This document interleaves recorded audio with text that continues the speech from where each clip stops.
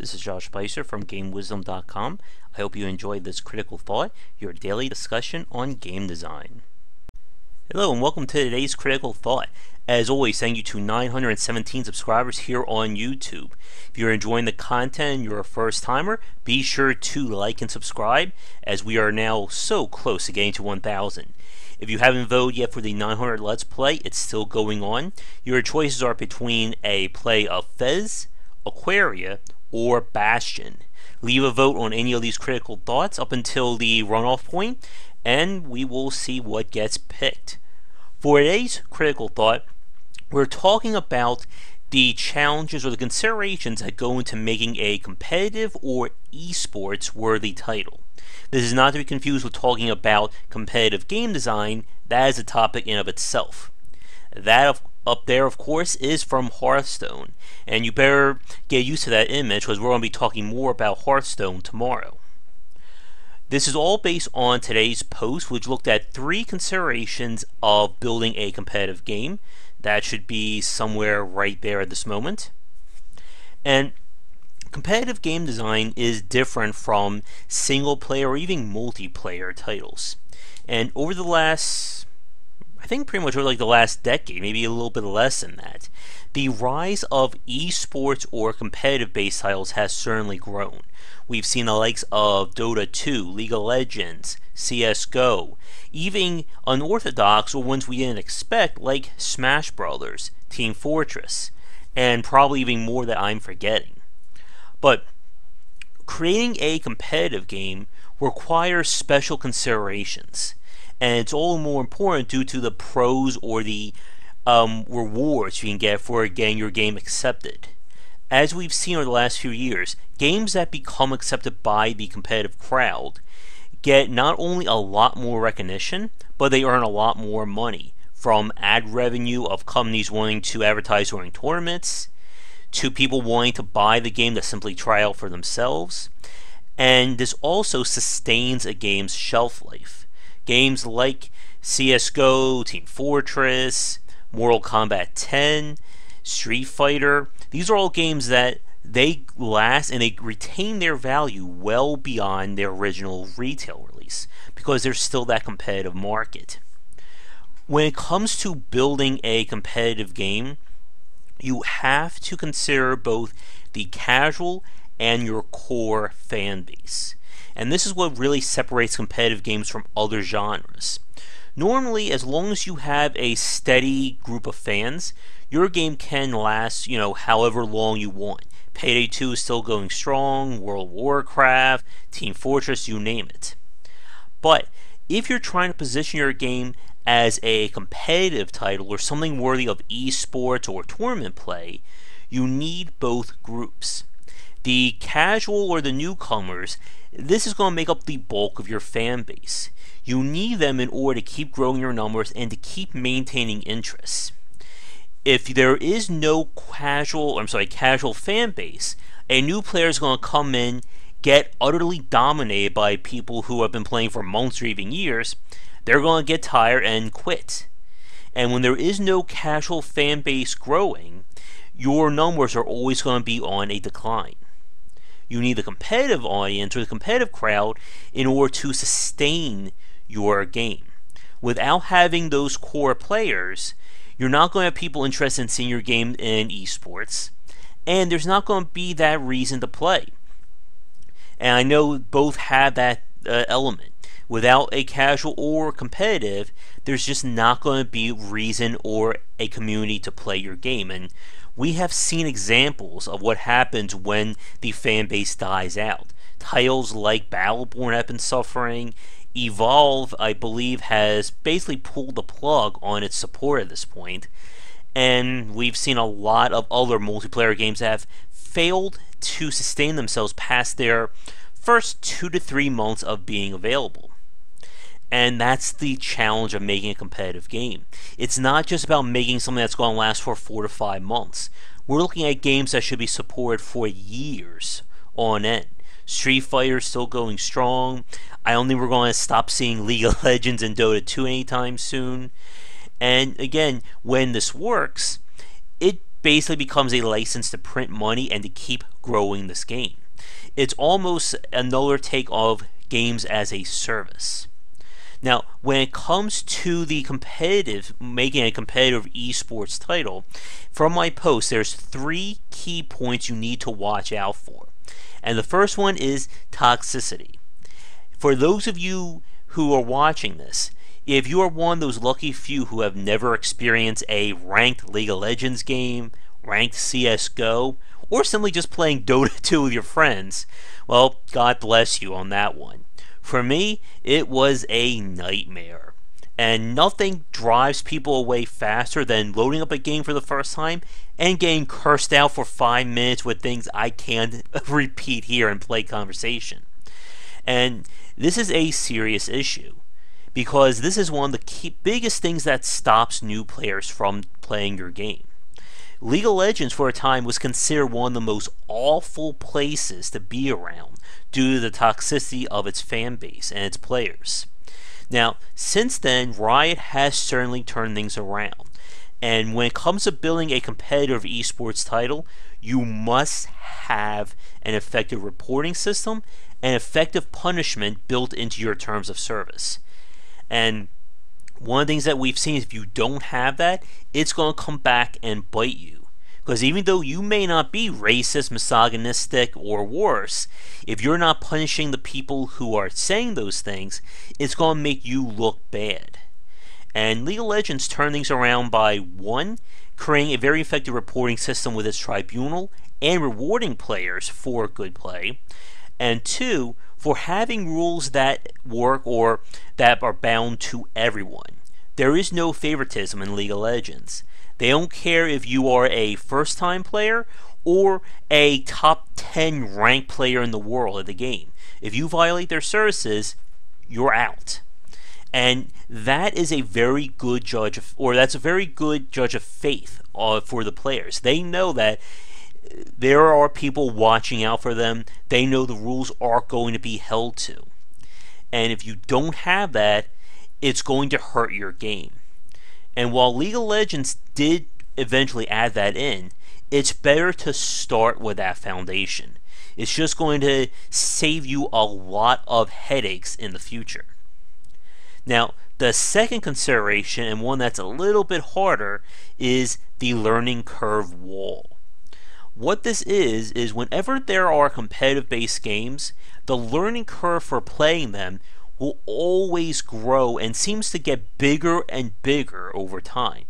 The reason is that a competitive game from day 1 is going to be different from a competitive game at day 100, or even year 2 or 3 or whatever. New items are added, new mechanics, new characters, maps, a new meta, essentially, is added into this game.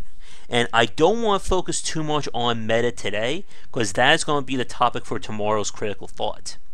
But when it comes to learning these games, it becomes harder and harder for a new player to jump in. Hearthstone is a really big example of that. And again, that's going to be discussed more in depth with tomorrow's Critical Thought. But when it comes to building a competitive game, you need to always keep an eye on your learning curve. That can mean adding or changing the tutorial as time goes on, adding single player or solo challenges that teach the player how to play, and even just simply providing the players the means to remain competitive or get competitive from the start. For instance, I've been playing Duelist and Shadowverse, and they're both very generous with your starting deck or your starting unlocks, making it very easy to at least get going on a good foot or have a strong foot forward. One other thing that I really like about Duelists is they have solo challenges that actually teach you advanced mechanics and synergies. This is something that I'm surprised Hearthstone hasn't adopted. Shadowverse actually has a unique tutorial for each of its factions that walk you through the philosophy of the faction as well as its unique defining traits. Another thing I'm surprised we haven't seen more developed from Hearthstone. But again, we need to save that for tomorrow. But the learning curve is an issue that always grows over the course of a competitive game's lifespan. And this is even more so when we have free-to-play games, where they add in new mechanics, cards, units, you name it, to the game over the months and the years. Starting to play a game like Hearthstone from day one is different from starting now. The same goes for something like Marvel Puzzle Quest, which I was hooked on for a good summer. The point is, as new things are added, unless the foundation of your game is stable for everyone, it's just going to become harder and harder to get into it. And like I said, without that casual fan base, your numbers are just going to always be on a steady decline. Because eventually fans will get tired of your game, and without having that source of new players, it's just going to be a downward trend. Now, for this problem, again, there are a lot more ways we can talk about on a game-by-game basis. But to just quickly wrap it up or to surmise it, again, always pay attention to your casual fan base or the casual experience. You never, ever want to force a new player to spend money before they even start playing. That is just a red flag if there ever was one.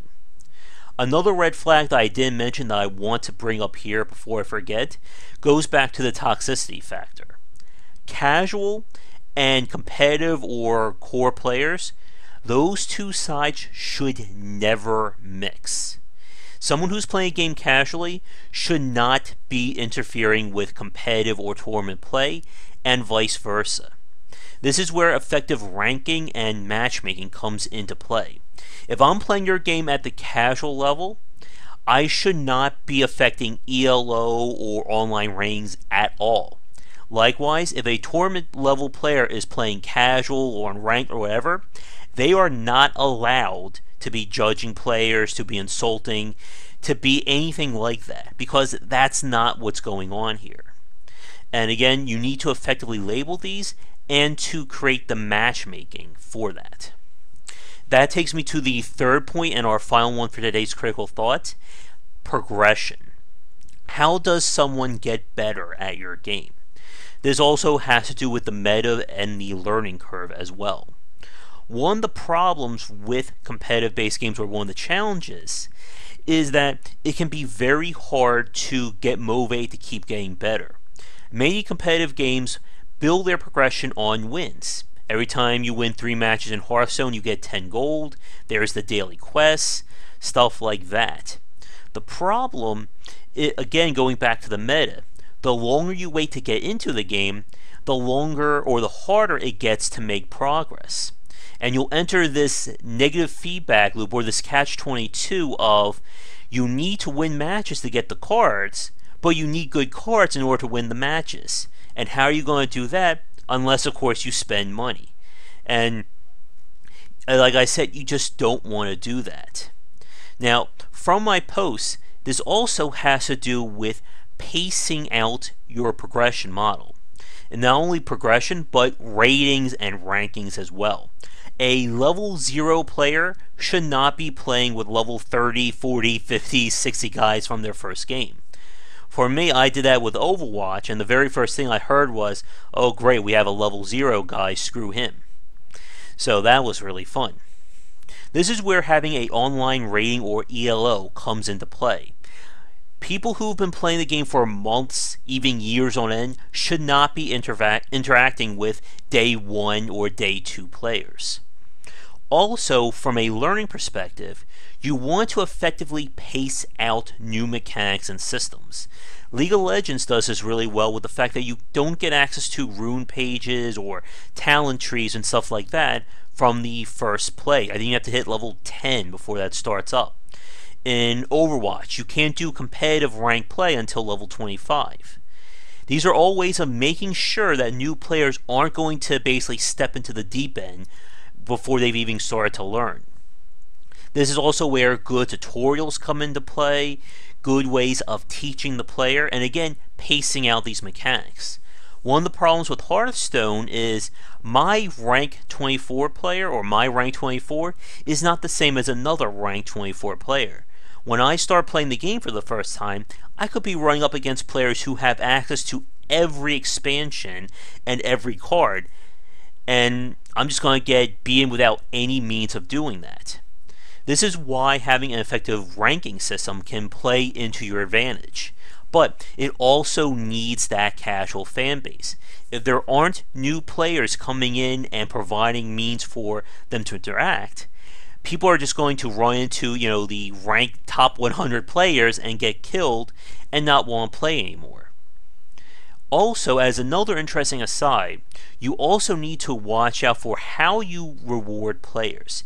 If there is a ranked and unranked play, if there's anything that's related to growing or progressing in terms of new mechanics or skill, that should always be available, even in an unranked mode. Because again, you don't want the players to feel like they're wasting their time. If I just spent an hour playing Hearthstone and I lost every match I've ever played, what progress did I make in terms of unlocking new cards? If there weren't any quests, I got nothing. I just literally wasted an hour of my time. I helped those players out, but I'm not doing anything more. And again, there's a lot more we can talk about competitive and esports play, but those are the 3 key points that I brought up today. We're going to wrap up today's thought here. Like I said, for tomorrow's critical thought, I can already spoil on what it's going to be about. We're going to be talking about meta game design and Hearthstone, because that is one of the key areas that we can discuss with Hearthstone's gameplay, and what I think is really stopping me from enjoying that game. But to wrap up or to summarize today's post or today's critical thought, you have to be careful around toxicity, the learning curve, and progression if you want to have an effective esports game. Casual and core players both need to be compensated and looked after. More so with the casual side, your game should always be welcoming to new players. Without having the majority of people interested, there's not going to be any interest in the competitive side. And as we've seen, without having that, people just aren't going to turn up for tournaments. There's just not going to be a market for it. There's a reason why games like StarCraft, Dota, League of Legends are popular, because they still have there's still the means of lower players having fun. There are lower ranks. There's, bronze level in StarCraft 2. And that takes me to one other point that I want to bring up from my post. First, I need to take a quick sip.